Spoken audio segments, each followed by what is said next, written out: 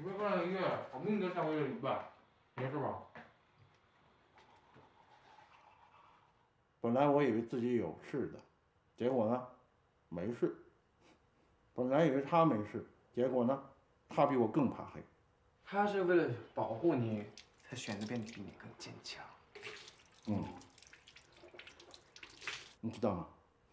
昨天晚上那一刻，我特别怕死，因为死了之后呢，就没有人伏在我耳边说是我床头那盏灯。一句床头灯，就把你给打动了。没谈过恋爱的人就是好骗，我还是白炽灯的200瓦那种。十月，你的爱情是来了。你的爱情真简单。什么是爱情？就是在别人的眼里，同样一句话是狗屁都不是，但在你的眼里胜过千言万语。什么意思？你动真情了？你那眼神。我是有预谋的接近他，有目的的，所有事情我都想好了方案。但是如果你觉得我动了情的话呢，说明什么？说明我成功了。哼哼，方案制定的再好，也不能决定最终的走向。对，你现在的走向是为了欧阳琦不走是吗？我总得试一试啊，死了这个心，我再走第2条路。你经常说近水楼台先得月，依我看来呢，先别说月亮，连星星我也看不到。距离不是问题，不要把它放在眼里，要把它放在心里。你看你这么嘚瑟，你小心他又给你个组合拳。就是无影脚我也不怕。第1次是事故，第2次就是故事，第3次呢，就是爱情。就让暴风雨来得更猛烈些吧。你要追求人家，首先要知道人家在哪儿，他在哪儿。请用心感受。窗口对面那个大楼，直行1056步，再左转至第2个路口，上行2027步，左转至街心公园。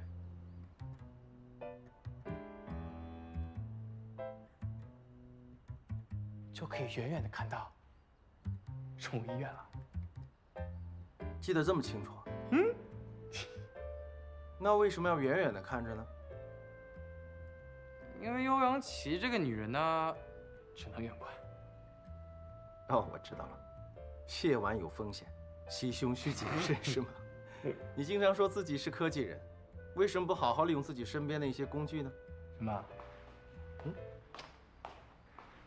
哦，危险系数低，成功几率大。你可以吗？手机给我，我去试试。为什么要用我的手机？做坏事怎么能用我的名头？当然用你10月的名头。我对欧阳琦没兴趣。你对南桥不感兴趣啊？对了，你记得让南桥呢把这个摄像头换成有红外线的夜视。换衣服去。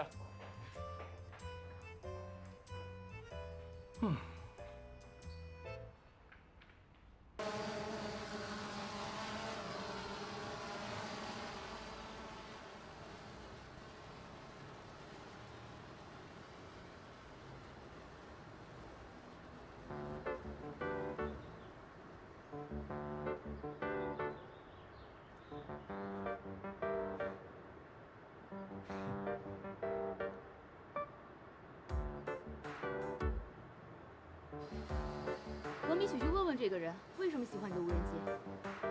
我做无人机不是为了讨谁喜欢。哎，你去哪儿啊？攀岩。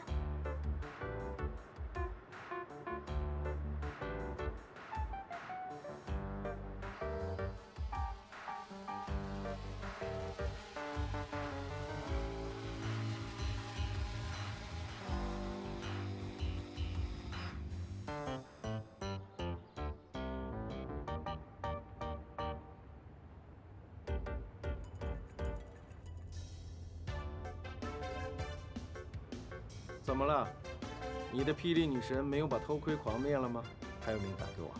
是，我冒着生命危险给你打探到的消息，南桥要去攀岩馆，去不去就看你的了。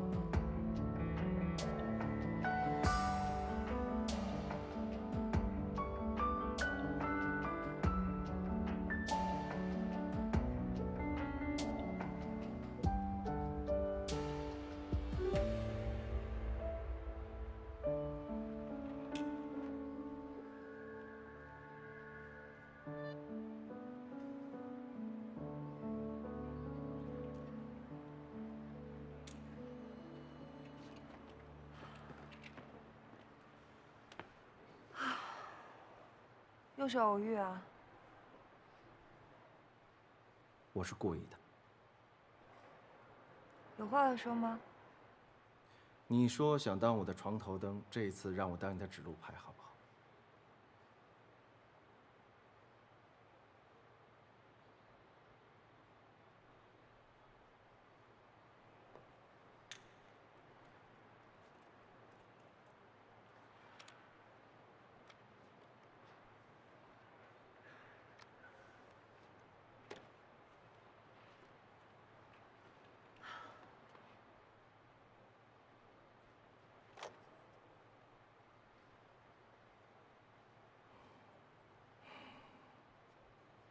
这种失身的戏码，我喜欢。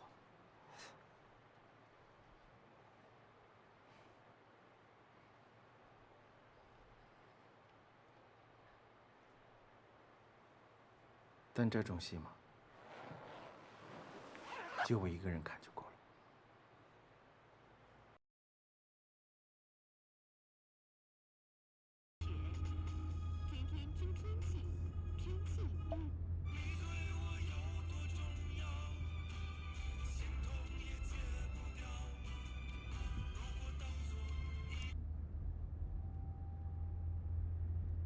现在电台都放这么老的歌啊？这些歌蛮好听的，你不喜欢吗？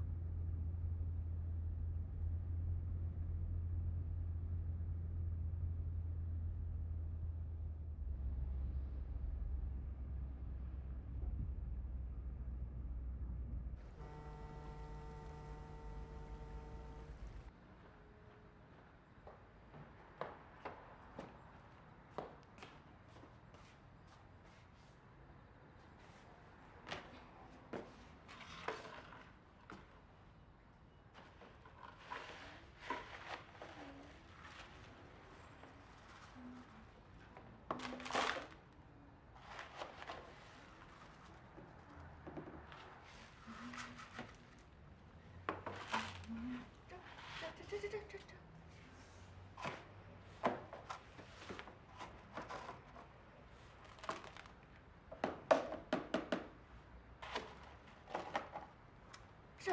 这都是那小的。还以为来了一个使唤丫头，结果是个监工。我得帮你看着点儿，万一客人投诉你呢？铲屎官不好当啊。怎么样，干净了吗？嗯，下一盆。你家里还有面膜吗？嘿，这么看来，周然那页在你心里算是彻底翻篇了。嗯。女为业绩者容嘛。现在回想起来啊，你跟十月在山洞那天晚上，你的失语症也没犯呀。看来这十月的治愈能力都快赶上我这店里的小猫小狗了。你这是夸人的吗？不过通过那天晚上的事情，我分析，我可能是遇弱则强体质。其实那个十月，我倒是也听说过一些。说来听听。你变八卦了？这不闲着呢吗？那个男人啊，很不一般，也很不简单。当然，我也只是道听途说，也不能全部都当真。说到底，我也是想让你少走点弯路嘛。懂。他大约20岁的时候，父亲就去世了，家里面欠了高利贷，他就离开学校打工赚钱。他比你大个3、4岁，这样算起来，那时候你是不是还在德国念书啊？对比一下，是不是天差地别啊？天差地别是有，但是没有高低贵贱。后来他遇见了一个贵人，赚了不少钱，中间不知道是出了些什么事儿，然后他就从那个贵人那独立出来了。没了。这不就是一草根的成长史吗？有什么特别的？那贵人是个女的，所以，我是说你蠢还是说你纯啊？非要我说的那么直白，你自己也不好好想想。就十月这长相，这身材，光靠脸吃饭都能吃几辈子了。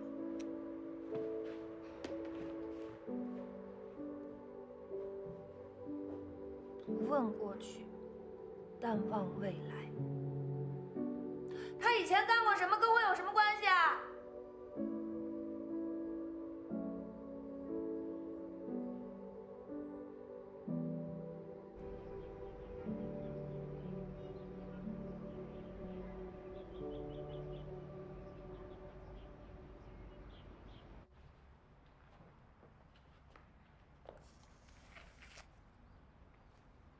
你真的把泰哥的账目交出去了？交了。向安姐献礼，这份情是不是有点不是时候？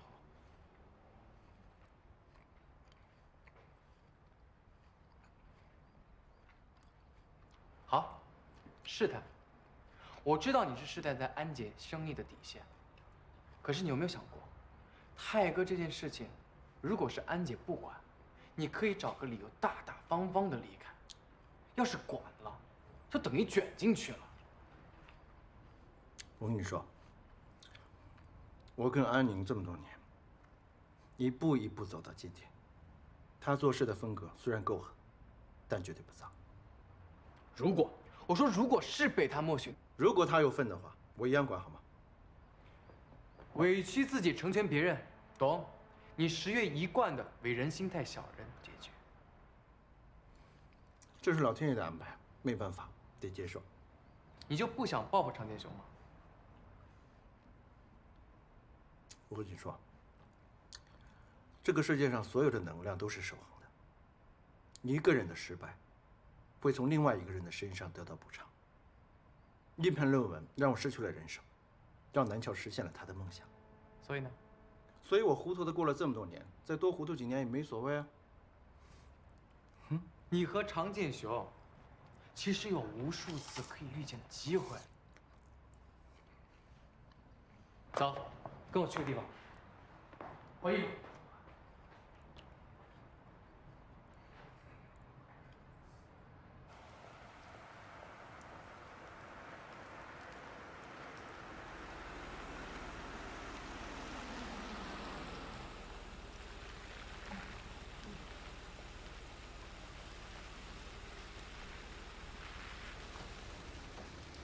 还记得这里吗？想忘也忘不了，差一点，我们就不会认识。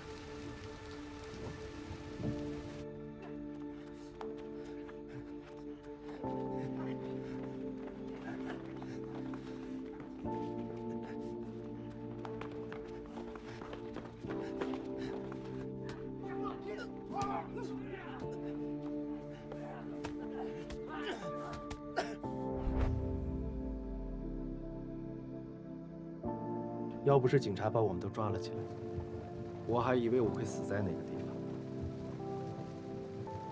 我也因此认识了那个改变我命运的人。后来也不知道走了什么狗屎，居然从拘留所里出来了。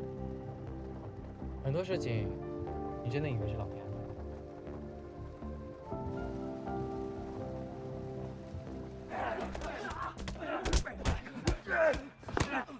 的？开始。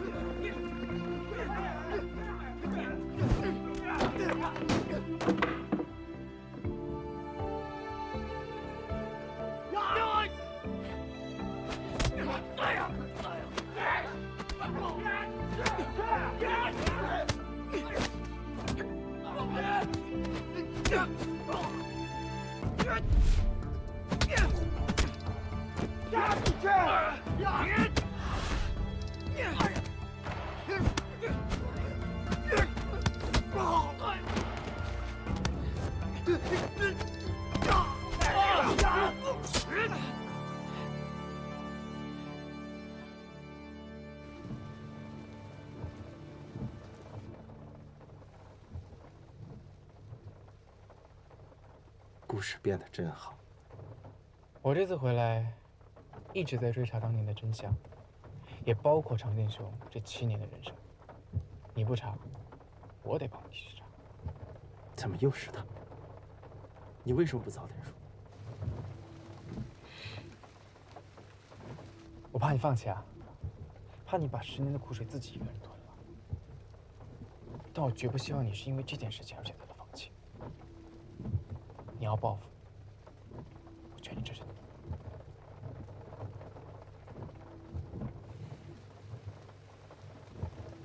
那我要是放下了呢？那我就继续陪你在稀里糊涂过几10年。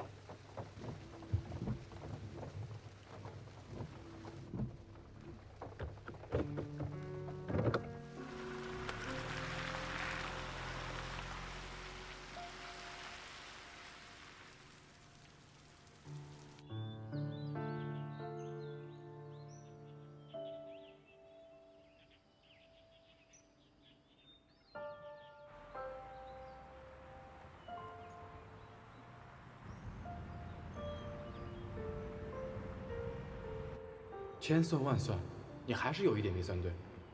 你利用南桥所有的手段，原来都是你真心的。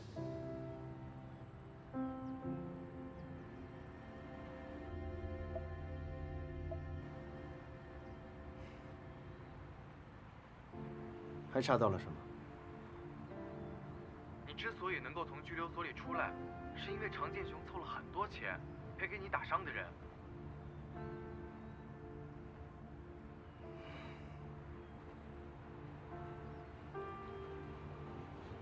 查厂市的行动全都停了吧？因为常建雄？不是，是因为南桥。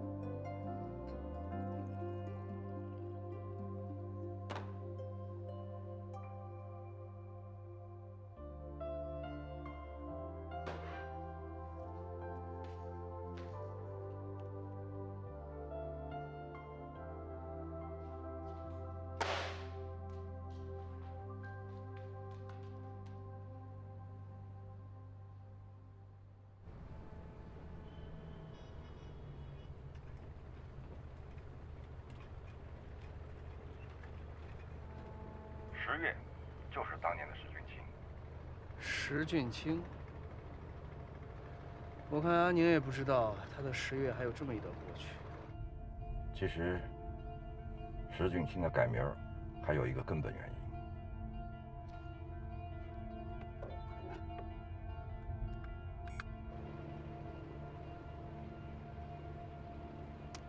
怎么回事？快弄好！他其实是我们的人。你是说，他其实是警方的线人？安宁前任丈夫的贩毒集团就是石俊清帮我们破获的。不过安宁的手很干净，后来我们调查了几个月，发现安宁根本就没沾他前夫的生意。后来石俊清就陪着安宁去了美国。那现在呢？他还是不是？早就不是我们的人了。当时我们本意是想帮他恢复身份，没想到他竟然拒绝了。这也是他为什么会改名的原因。好了，哥。难怪，做了这么多的事儿，当然不希望被我们这些旧友找到。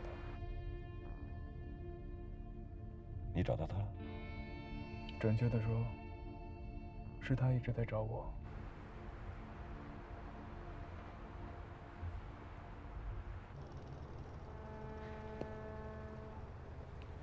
哥，你说这常建雄跟10月的关系可不一般啊。看来这张牌，我们是答对了。什么？我的账本！十月，你个王八蛋！跟我走！马少爷，我们的好兄弟常建琼给我请来。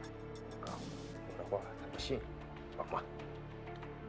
他不是跟咱们玩那套什么兄弟情深，不让咱们动十月吗？你就跟他说，我请他来，让他好好看看我是怎么慢慢折磨十月。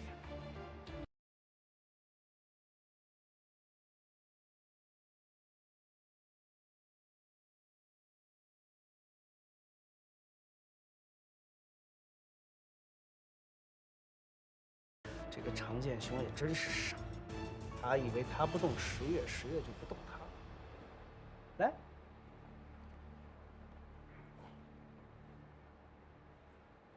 从另外一个人的身上得到补偿。一篇论文让我失去了人生，让南桥实现了他的梦想。那贵人是个女的，所以我是说你蠢还是说你纯啊？非要我说的那么直白，你自己也不好好想想。就十月这长相，这身材，光靠脸吃饭都能吃几辈子。委屈自己成全别人，懂？你十月一贯的为人心太小的结局。给我搜，把所有的抽屉都撬开。今天要是找不着账本，我就把这儿给点了。我跟安宁这么多年，一步一步走到今天。他做事的风格虽然够狠，但绝对不脏。来，给你的主人打个电话啊！这事儿要没他就不好玩了。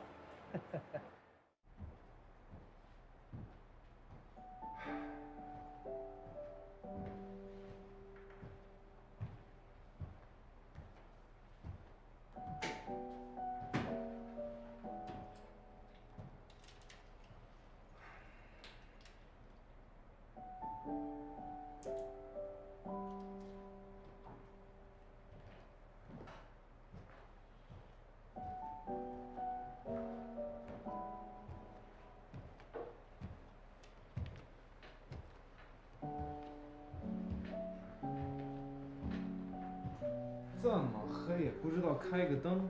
哦，忘了。啊，感谢爱迪生，明天的感觉真好。哼，只知道感谢发明灯的人，那开灯的人呢？也谢谢你。你怎么这个时候来公司了？我以为公司没人，想过来待会儿。我听说你正在研究黑匣子，早知道你在这儿，我就不过来打扰你了。别啊，我正想找你聊聊呢，找到问题了。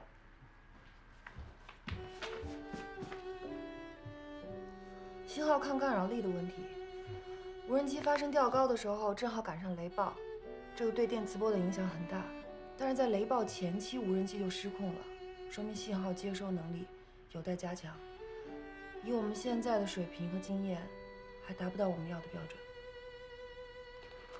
我们可以去找国际上专门研究抗干扰的专家过来帮忙了。跟我想到一块儿去了。我知道一个学者在这个技术点上非常有研究。叫什么？我可以去联系他。梁教授定居在美国，但是找他真的不容易。我之前给他发过邮件向他请教，没有得到回复。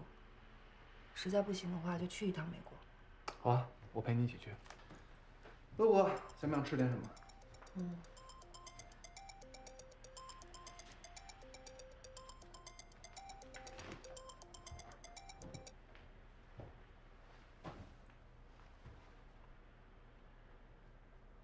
嗯。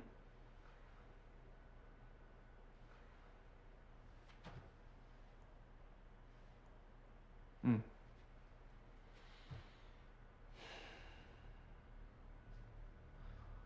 好，我这就过来，你先别动手。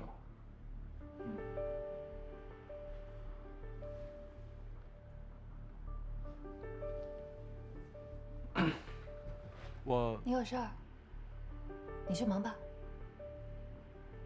好。程建雄，每个人都有过去，但人是活在当下的。现在帮我一起扛起极客飞行的，是当下的10月和当下的常剑雄。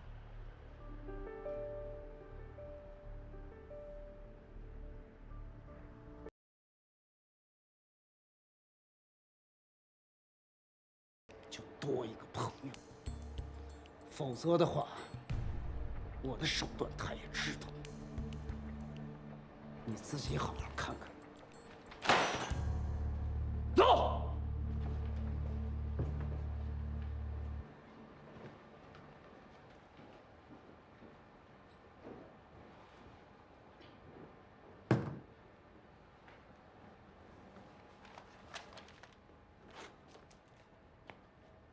十月，常氏集团有问题，我父亲有问题，我有问题，你随便查，查出来什么我都认。但你想用这种方式把我踢出极客飞行，不可能。你还看不看他？看啊！你不看的话，赶快把资料拿走，不要浪费了泰哥一番心意。我跟你说，如果你选择跟泰哥这些人混在一起的话，小心大错变。是你自己选错了对手，靠背后的阴招见不得人的手段进入极客飞行，靠近南桥，为的不就是报复我吗？我想访问一下你啊，我为什么要报复你呢？报复你什么呢？你有什么事情值得我报复啊？我喜欢南桥。你喜欢他，你找他，你向他表白，跟我说干嘛？十月，你就是个懦夫，你就只会逃避，躲在女人背后拿南桥的挡箭牌，有种你就正大光明的冲我来。正大光明，你就正大光明，问心无愧，在所有人的心目中，你就是救世主。那为什么不跟南桥说呢？是谁拿了谁的论文？啊？是谁冒用谁的名号来办事？告诉他。过去的事情，南桥并不知情。你不敢说是吗？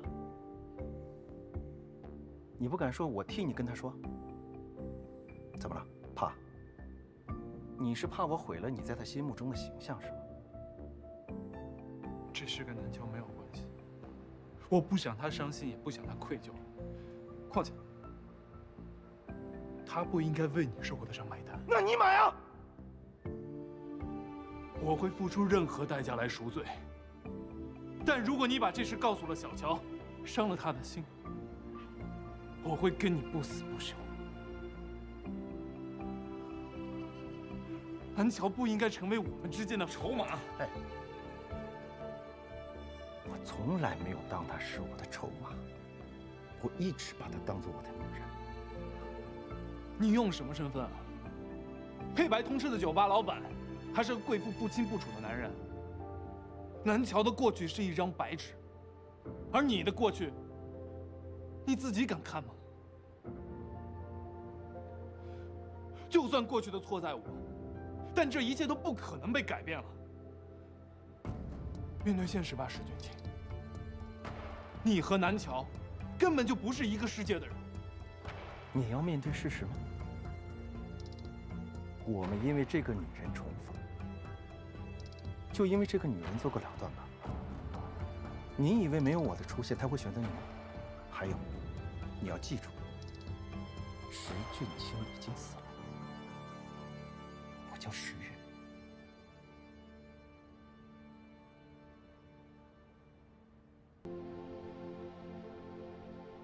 你用什么身份啊？黑白通吃的酒吧老板，还是个贵妇不清不楚的男人？南桥的过去是一张白纸，而你的过去，你自己敢看吗？就算过去的错在我，但这一切都不可能被改变了。面对现实吧，石俊清，你和南桥根本就不是一个世界的人。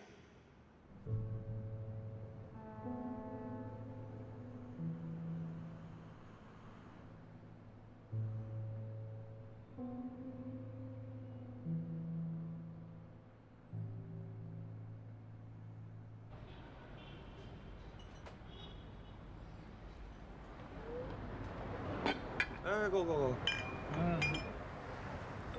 啊，谢谢啊。马院长，哎，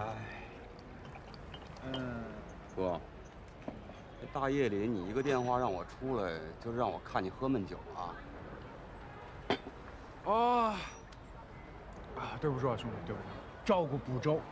不，敞开喝。今天晚上我们不醉不归。哎，我不是那个意思，我的意思是我还得加班呢。小安他们还等着我并肩作战呢。并肩作战，咱们俩是同生共死的好兄弟，啊，这么多年没见了，今天晚上，咱不得一醉方休啊？见着面了吗？但是我丑话得先说在前头，兄弟妻不可欺，就算你改了名字，也不可以。你这是为情所困，借酒消愁。我跟你说，老大现在忙的原地都快爆炸了啊，哪儿还有心思谈儿女思想啊？也没有人见点缝插点针，你就放心吧啊。我是怕小乔先动了情。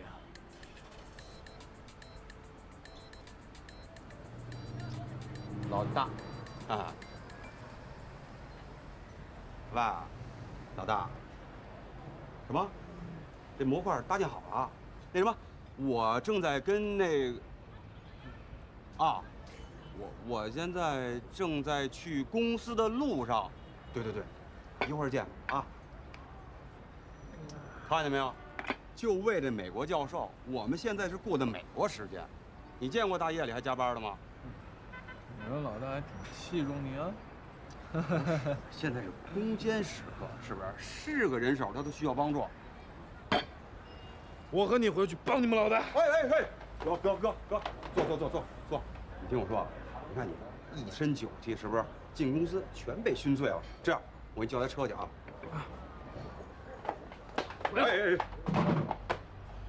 瞧不起兄弟们啊？不是啊，我一个大老爷们儿，我回不了家，让你送。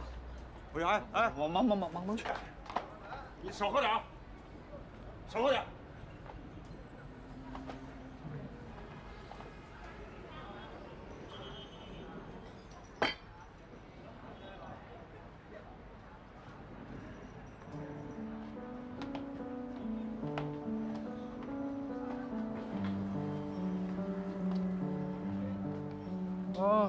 那个美国教授叫什么来着？梁建刚。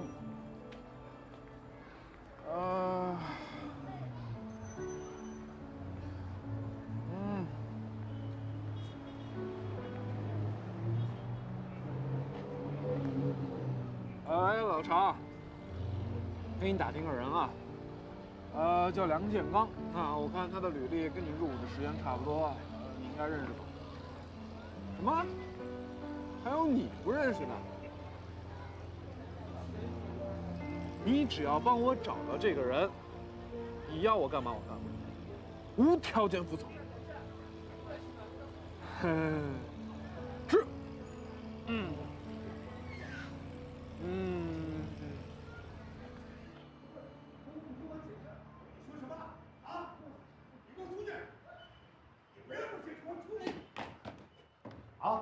让我找梁建刚帮忙，你反了你了！不是，我。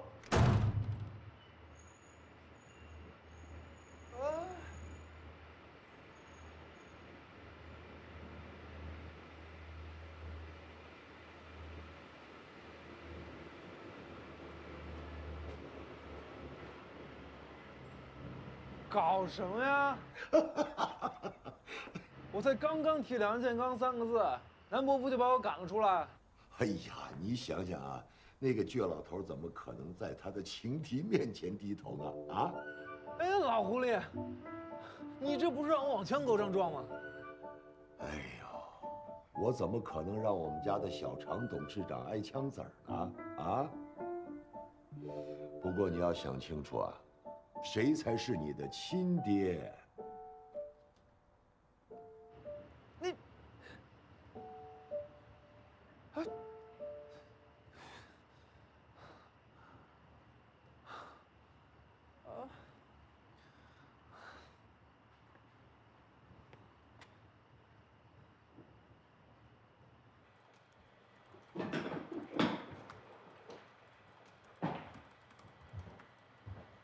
美国那边应该已经上班了吧？老大，这电话是不是假的呀？打了好几天根本没人接呀。接着打。哦。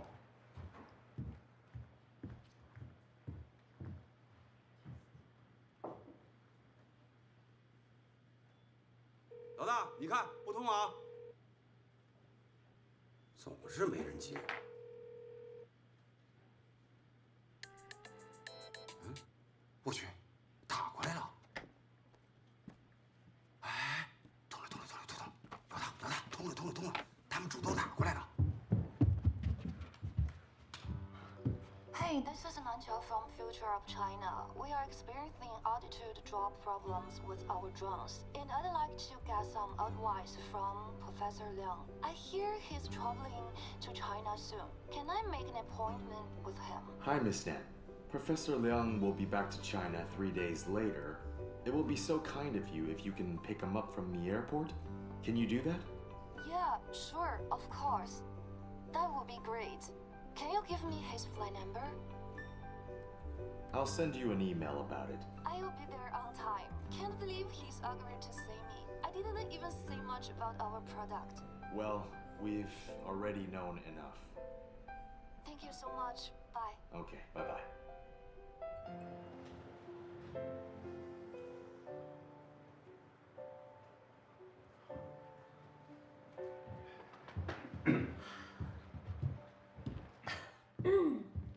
告诉大家一个好消息，我们成功的联系上了梁教授，天助我们3天以后他要回国交流。哇，真的？但是，哎，别说但是，一说但是准有问题啊！但是虽然呢，他拒绝了我们去上门拜访他，理由是时间非常的紧，非常的忙。所以我决定直接把他请到极客飞行来。哎，哇！ 牛啊！从现在开始，我们要想怎么以最好、最完美的方式展现我们的现有成果。放心吧，老大，那一定正满身练过。去给我查梁教授坐哪个航班，然后去机场把他请回来。大家都辛苦了，点点宵夜啊，我请。哎，不是，这什么意思？这是？这假的，他把人请到了。不可能，老大从不开玩笑。那咱们直接抄家伙去机场呗。航班号还查吗？哎。 老大说了，点宵夜去查。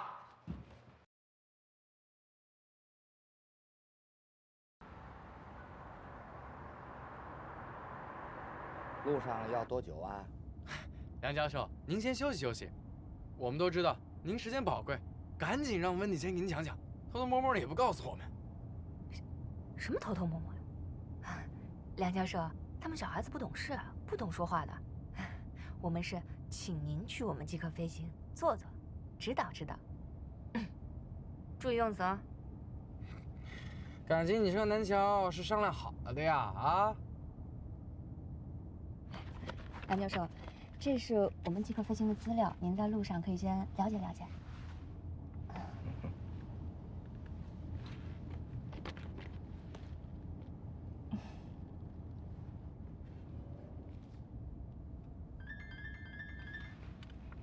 哎，你回国了，那赶紧回公司啊！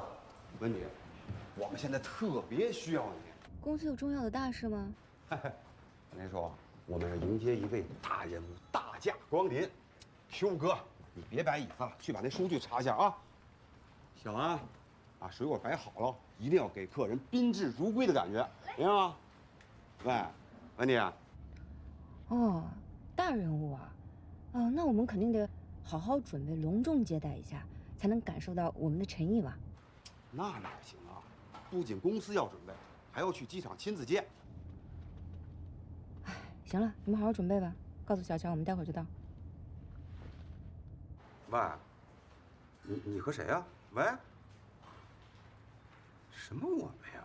哎，朱哥，来，你看看刚才找出的数据，再核实一下啊。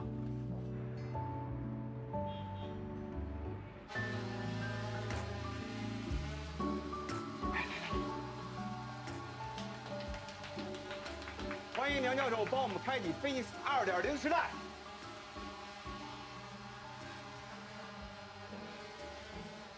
想法很好，技术太糙，自调控能力不够，马达动力不足，旋翼的稳定性太差。你们请我来，就是让我看这种东西吗？梁教授，我们这有这么糟糕吗？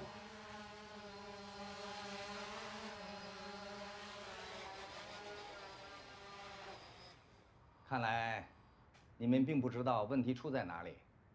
既然如此，你们让我来干什么？这么糙的产品，你们还摆一桌吃的喝的，我们这是要先开个茶话会聊聊天嘛？好了，我不陪你们浪费时间了。梁教授，您留步。其他失礼的地方，回头一起向您道歉。但是这次请您来，是真心实意的想向您请教一些问题。视频。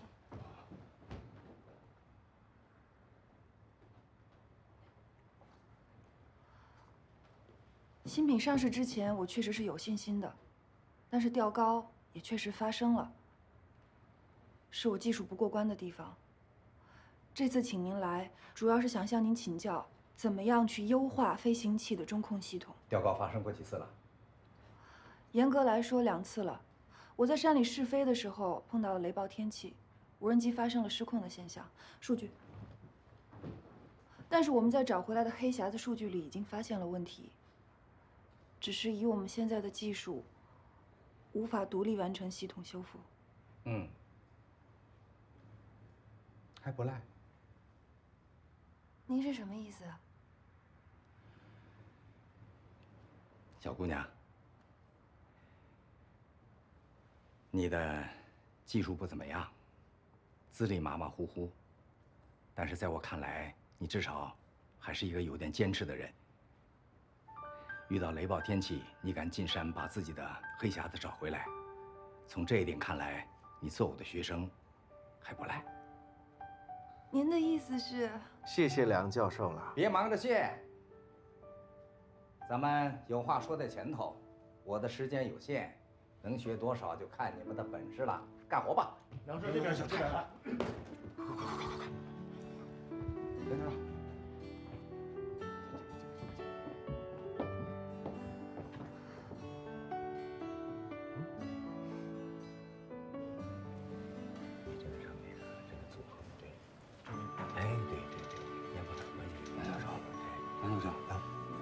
事儿要请教。好，你等会儿录好行吗？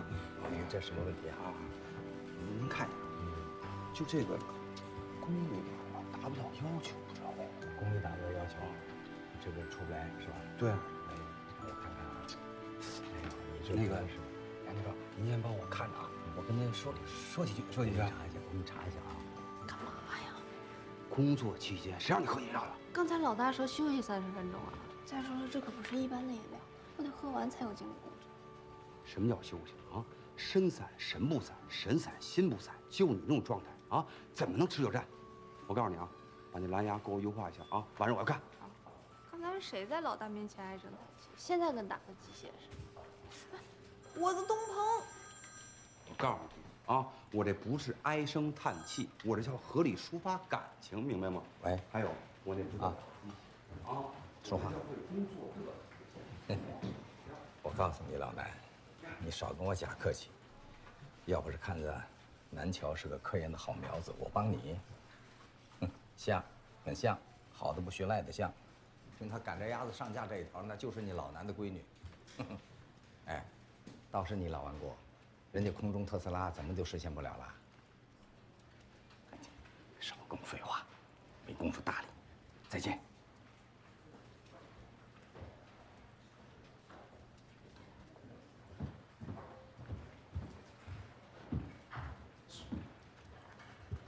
你刚才错过一场碟中谍的好戏，知道？那个梁教授，应该跟你老爸是老相识吧？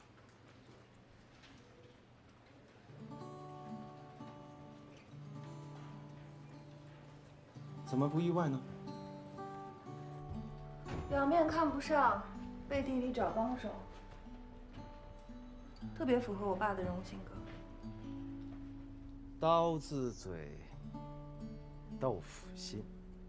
我觉得这一点你跟你老爸应该蛮像的。只可惜我们俩心里的那个结，说不得，碰不得，也解不开。那就别说，别碰，别解。我觉得经过梁教授那一次，你已经学会什么是低头示弱。如果还不行的话，我介绍郝杰给你，他教你几招厚脸皮的招数，到时候你就可以光明正大回家。家门是进得去，但是回不到以前了。以前我爸没这么倔，也挺爱笑的。我们经常一块散步，天南海北的聊，不管聊什么，我爸都知道。虽然有时候也会把我关到小黑屋里吧，但是会给我小说和电影看。我记得我哥第一次把欧阳琦带回家的时候，我爸眼睛里面闪的光都是幸福的。我还挺怀念我爸以前的样子。听你刚才说什么欧阳？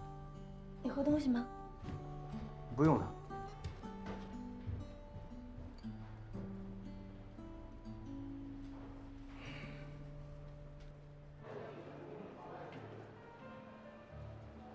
这是我们新款的眼镜。这衣服还不错，给我拿件 S 吗？这双鞋37的一双。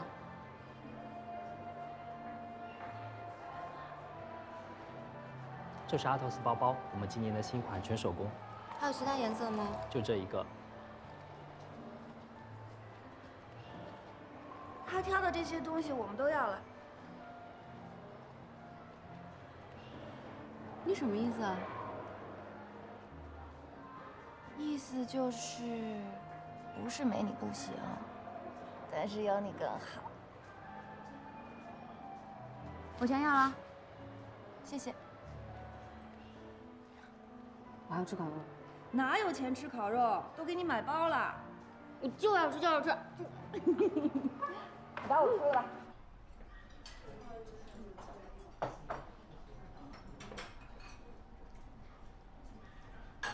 怎么样？时间再控制一下，短10秒钟，更嫩。那你就吃这个呗，刺身更嫩。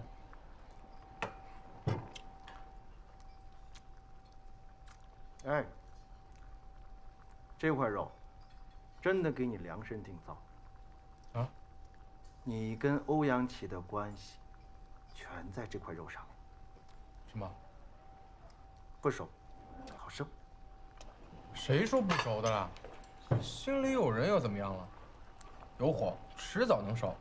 也对，不是一次生就2次熟了吗？那淡几个。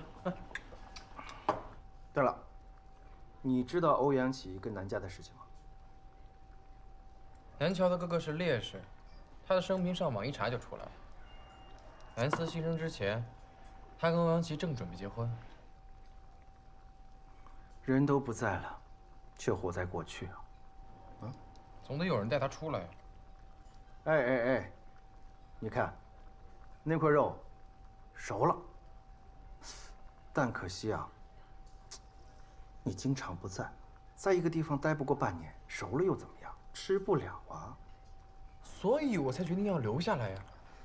而且我要陪伴着他走出来，时间久一点没关系。入味，好吃。你们俩话太多了，吃个火锅说这么多干什么呀？赶紧吃啊，都老了。你好，欢迎光临请问几位？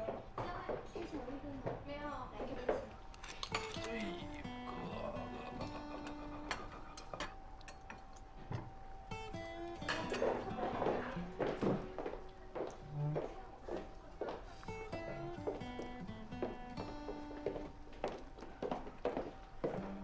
所以啊，这麻辣火锅没什么特别的，只有这麻辣妞的麻辣身材那才够劲儿，太刺激了。觉得不着洋气。你说什么？你在搞笑？我打个比方，就像这火锅，会吃的人都知道，看似热油翻滚的地方，其实是最清淡无味的。没有波澜的地方呢，才是麻辣味的聚集地儿。所以啊，这激情澎湃没有什么特别的，就在这平静的表面下，那才有十足的亮度。所以我看的是它的本质啊。我们一起去看它的本质吧。嗯，好。服务员，服务员，加点糖。哎，好的。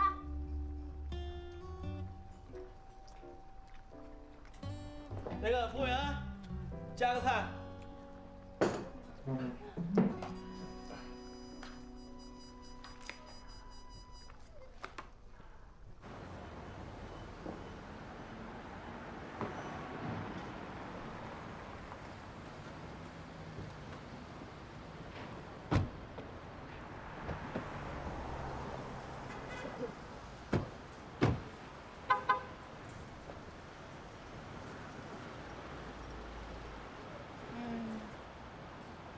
哎，这狗是不是对我有意思呀？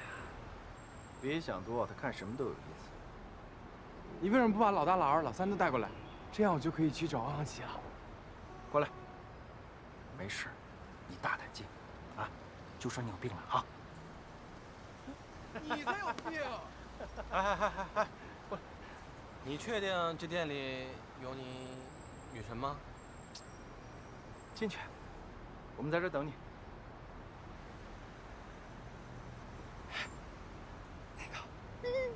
先走了。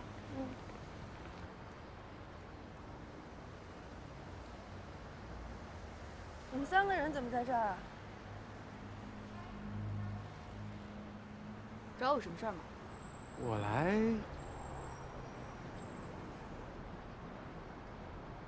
看病。你来这儿看病？他来看病，那你呢？带他看病。你带郝杰来这儿看病，你们3个病的都不轻啊，预留一个时间给他们好好看看吧。哎，梁教授那个奖励，那顿饭。你先好好看病吧，病好了咱们再吃饭。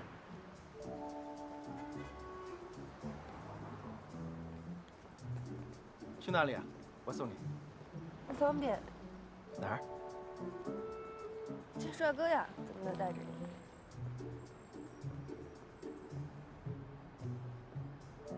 你在找什么借口呢？看什么病？有病！明明是你先说的，懂不懂什么叫四维关系？现在是男人尊严的问题，明明是智商问题。哎，没瞎吧？就这个，哪有这个呀？我上车了。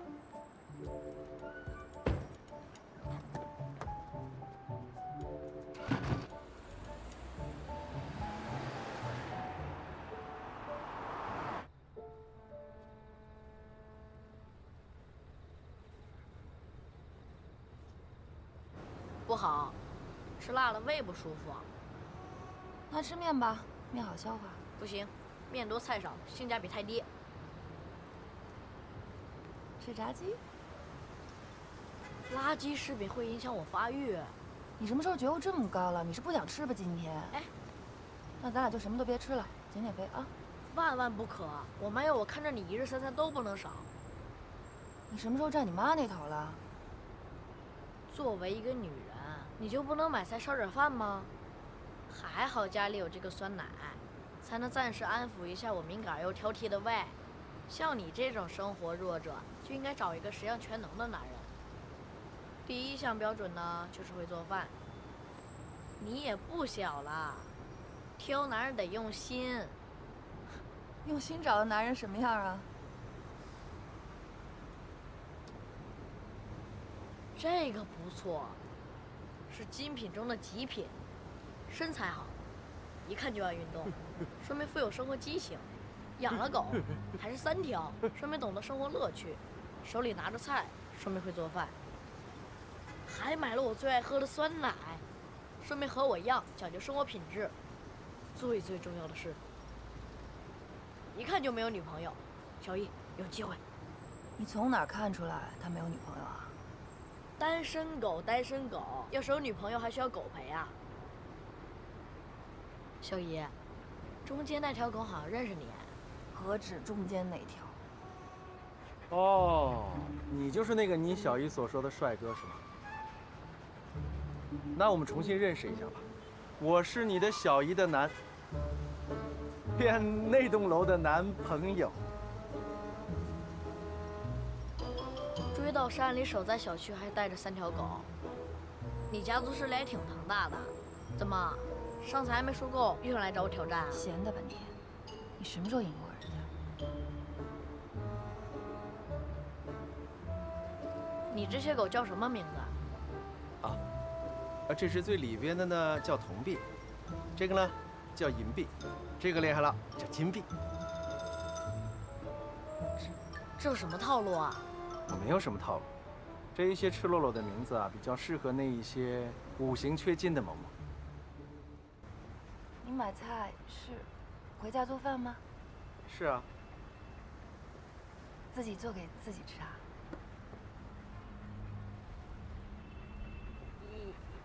一个人吃饭太寂寞，寂寞吧就会抑郁，抑郁就食之无味。哎，可惜了这些好食材。哇，你提的这个问题提得非常棒。那怎么办呢？现在？你做饭好吃吗？我是黑暗料理王。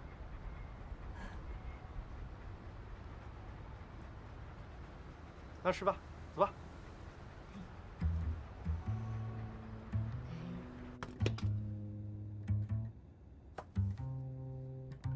有话要说吗？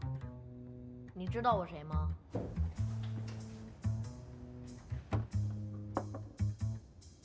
谁啊？你去打听打听，方圆百里玩极限的，没有不知道郑小爷我的。幸会幸会。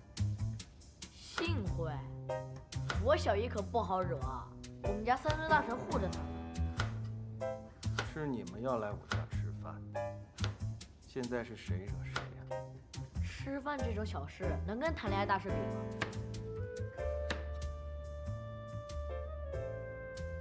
你小姨跟你说我们在谈恋爱是吧？你这准备做什么给我吃啊？辣子鸡。辣子鸡？那你少放点花椒，我可吃不了吧？鱼呢？吃吗？吃啊，炸的酥一点，我只吃酥的。汤呢？来个酸辣的，这么多好菜了，得先开开胃。那吃顿饭是小事吗？吃饭当然是顶天大事了。你遛完狗就回来做饭，你有没有洗手啊？从来不洗手。你干什么你？哎，书记帮我拿个湿纸巾过来擦擦手。不去。不想吃饭了是吗？你别想拿吃的收买我，太幼稚。你不吃饭呢，我一口也不会给你吃的。那行，我也告诉你，我绝对不是坐视不管那种人。就你想和我小姨在一起，没门儿，会做满汉全席也没用。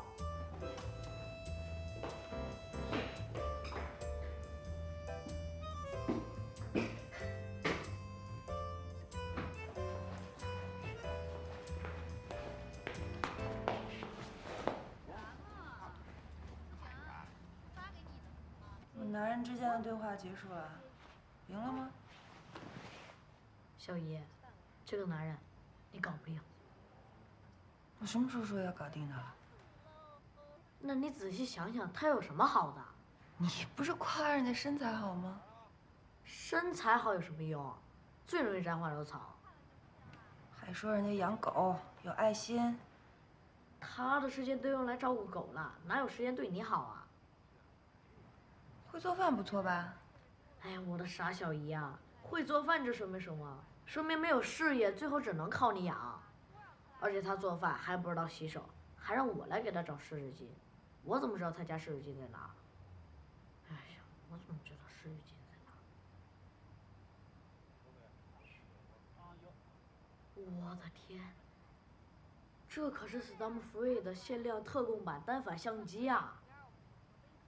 哇，有什么特别的吗？何止是特别，他们可是跑过界的大神。石哥怎么会有这个？石哥？石哥是谁啊？这滑板，哇，也太厉害！还有签名，哇！你这脸变得也太快了。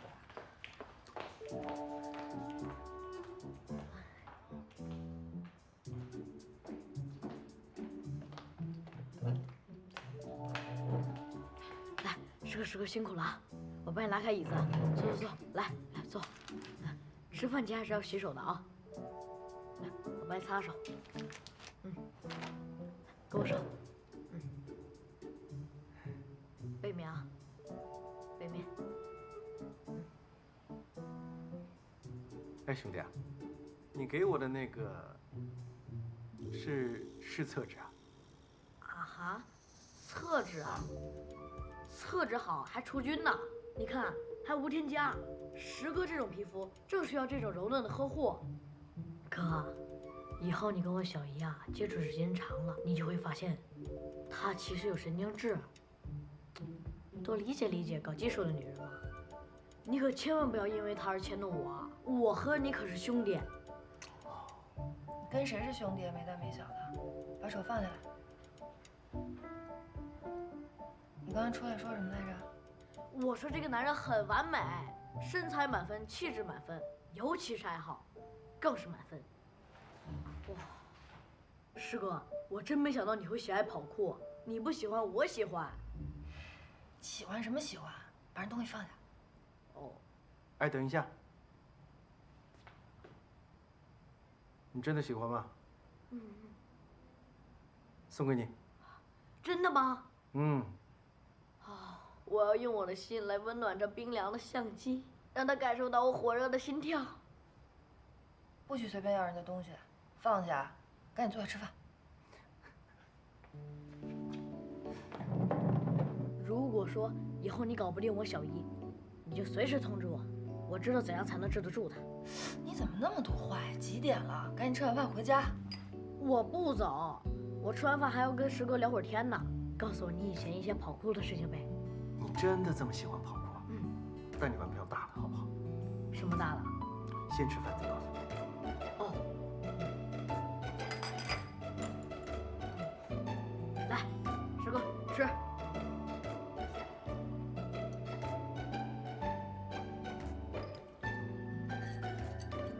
来，我帮你夹，吃一个。帮他夹呀，没大没小的，真是。来，给他一个。夹。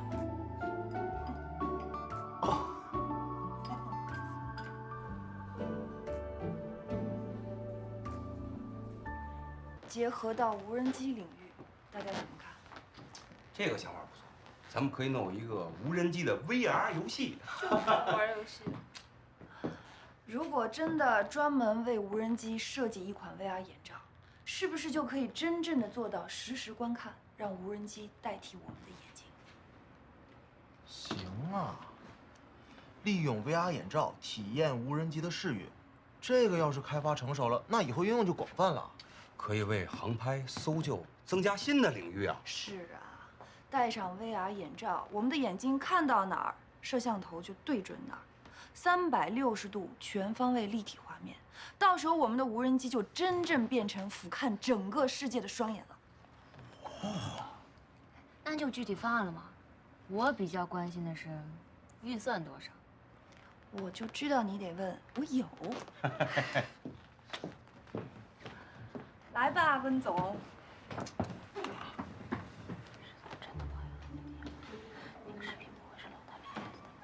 你傻呀？这一看就是真的。老大跟打了机械，这种技术层面的事他怎么懂？这是叫投其所好，专门对付老大这种技术。所以说，石总真的把老大搞定了。这开会说 VR 眼罩呢，你们俩开会说什么呢？这开会说 VR 呢？哼，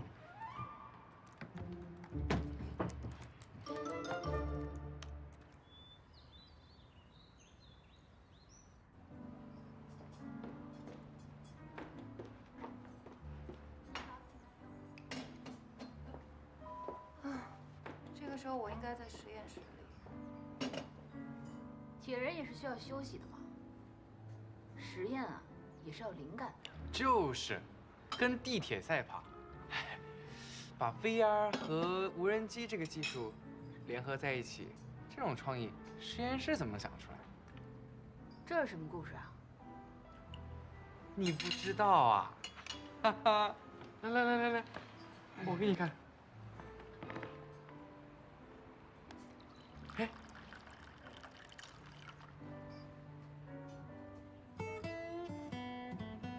好看吧？这够刺激啊！这是被什么冲昏了头，敢跟地铁赛跑？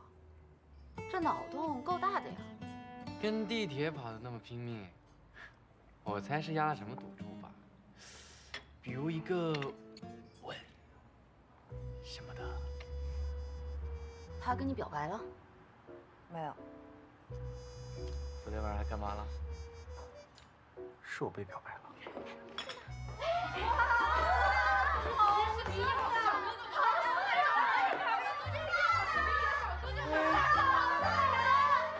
好好拍，好好拍，啊，拍帅一点，换点造型。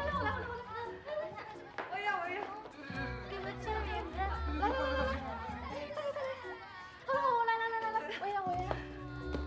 签个名，签名。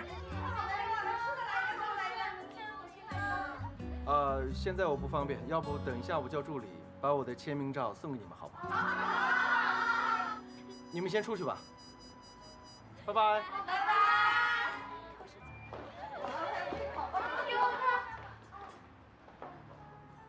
真的是，我最近被这么多人表白，有一点不习惯。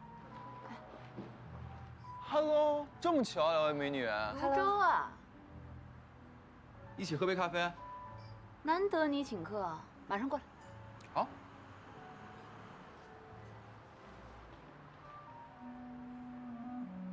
这个是谁呀？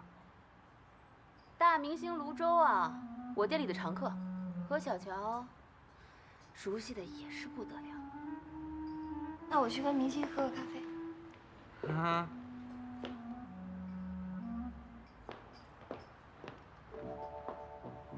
好像现在我更需要他。Hello。嗨。哎，对了，跟你说，我家宝贝便秘3天了，哎呀，心疼的我呀，都怎么办呀？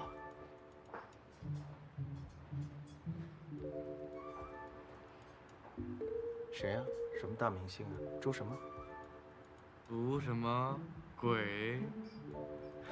大明星，我只认识陈伟霆，好不好？很红的呀，最近很多绯闻的，是吧？对啊。大长腿我就有啊。我也有啊。你看还是小鲜肉呢。他们在聊什么？你看他胸，你看他腿，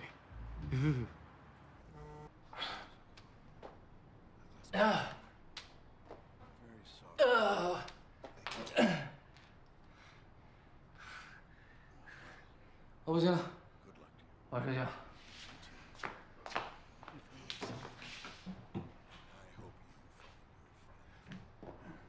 哎，这样不错啊，加速大脑回血，说不定能够想明白很多事情。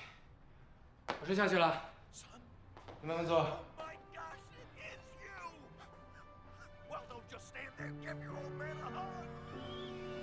你以什么样的身份？黑白通吃的酒吧老板，还是和贵妇不清不楚的男人？南桥的过去是一张白纸，而你的过去，你自己敢看吗？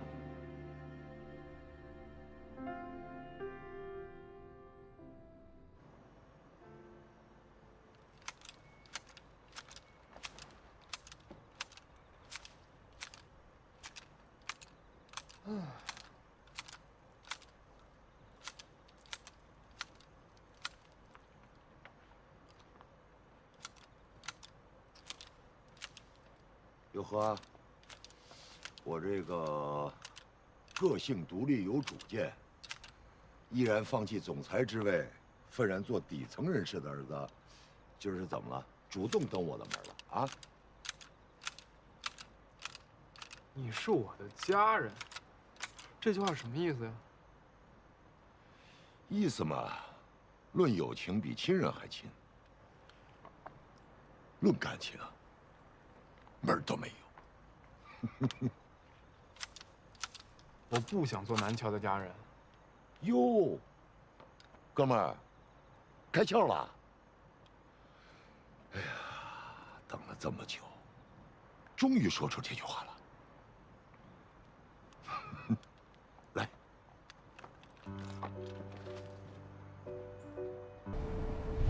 一个是循规蹈矩的模范生，一个是放浪不羁的差等生。一个从不越线，一个敢于尝试。一个连我喜欢你都不敢说，另外一个恐怕早就把我爱你说出口了，没有可比性。其实，在爱情的战争里，没有谁让谁，谁对不起谁，你必须要拉响号角去战斗，为自己争取说我喜欢你的机会。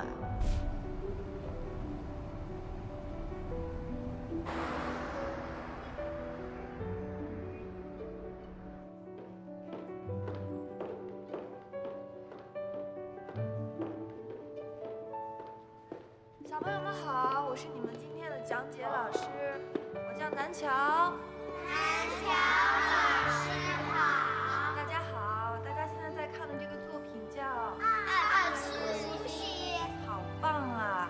大家觉得这个钢架上面放着的这些玻璃的泡泡像什么？黄色的像香蕉，像香蕉。有黄色像香蕉，像水蜜桃，像芒果，蓝色的那个像水蜜桃，像菠萝贝壳。太有想象力了，我们来做一个游戏好吗？大家跟我过来。好。大家看，这是一座玻璃山，每个瓶子上面都有一个字，把字连起来，这是一个美丽的童话故事，是公主和玻璃山的故事。我看谁先把这个谜底给我打开，好吗？好。开始吧。原来你周末都在这里啊？怎么样？是不是对以前那个四体不勤、五谷不分的南桥刮目相看了？嗯。原来除了无人机，你还在人类社会有点贡献。大秦大乔说够没？哎呦！你想学吹玻璃，后面排队去。南乔姐姐，那是什么字呀？小屁孩，你。电影里这玩意儿出现的时候，下一秒不是表白就是求婚。你属于哪种？哇，是子弹，是真的吗？能不能借我玩玩？城堡前栽着一棵苹果树，树上结着。那我还需要排队吗？排。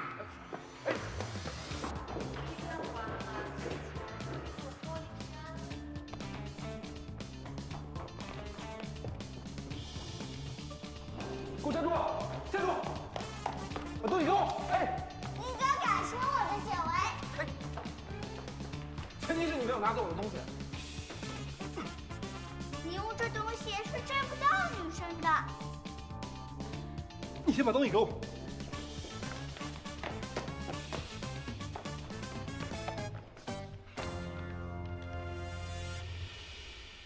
走哪儿去了呀？我出来。男子汉大丈夫，说不出来就不出来。哎呦！好，刚才我们烧玻璃的知识都学过了，现在要动手做了。你们都记住了吗？记住了。太棒了，来跟着老师走。来吧，来，你们都可以做。你瞧，还记得这个吗？当然记得了，我们所有的关系都是从这颗子弹开始的。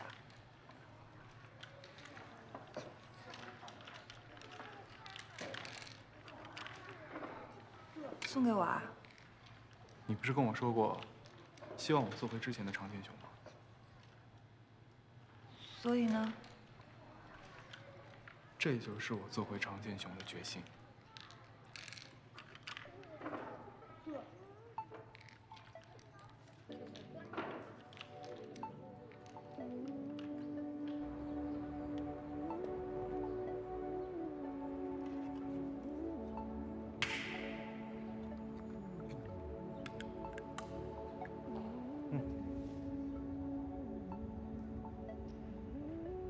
为什么去做玻璃啊？上学的时候只知道大都好，物不坚牢，彩云易散琉璃脆。后来自己动手学烧玻璃，才知道只要手法得当，加入金属，玻璃可以是世界上最坚硬的东西。而且金属玻璃不透明，不发脆，具有所有金属化学结构的弹性和磁性优势，还能把玻璃的机械强度发挥到最大。这你都知道？金属玻璃运用到金属领域，早已经不是什么秘密了。亏是我的人生导师。常老师，您还有什么要说的吗？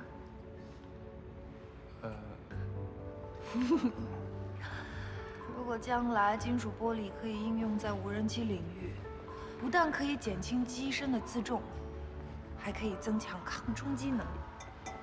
只有把成本降低到可以被消费，无人机才能真正的步入到平常百姓家。是啊，到时候人们的生活方式都会彻底发生改变。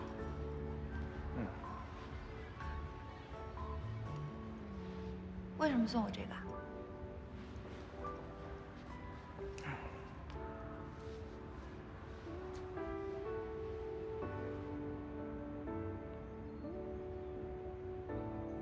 如果我说我想结束之前的关系，跟你重新开始一段冒险，你信吗？我宁愿相信这是你送给我的护身符，能让我赶走所有妖魔鬼怪的护身符。让10月离你远一点的护身符。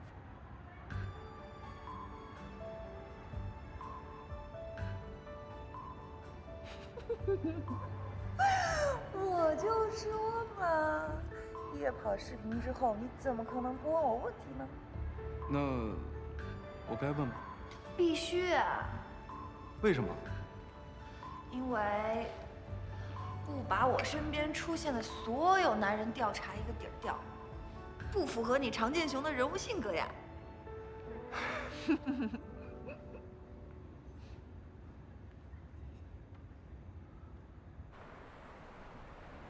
雪月，你出名了，过几天我也回来给你捧捧场啊。